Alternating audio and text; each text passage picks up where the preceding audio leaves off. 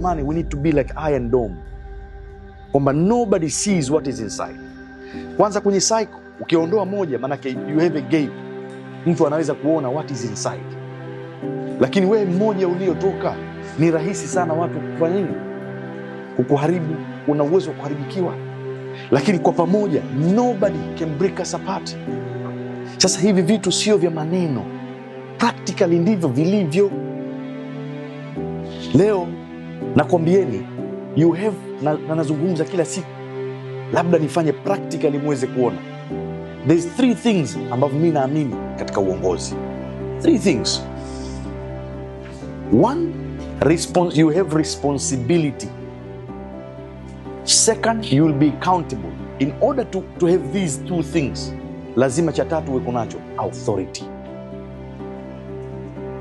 Haiwezekani muamuzi ni mtu mwingine, mfanyaji ni mtu mwingine, wewe unashushua majukumu tu ya kutekeleza, una wajibu wa kutekeleza, wakati unaona utekelezaji wake ni mbovu, alafu wewe ndio unakuja kuwa accountable. You are slave. Lakini if you have authority, responsibility and you will be accountable, it worth it. Kwa ni kuombeni sana,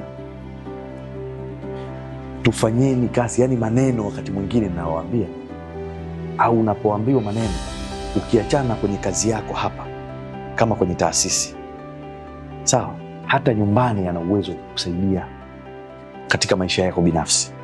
Sio tunakwenda kutoa elimu.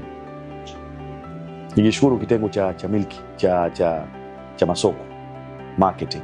Wakati tunakwenda kutoa elimu, Abdul wewe ulikuwa upo, na kina Adil na Sheamur ulikuwepo. I was trying to give the people namna ya those vendors wa kawaida, how they are making money more than us. Practically huna uwezo wa kujua kama ukufanya analysis. Ukifanya analysis ndio utajua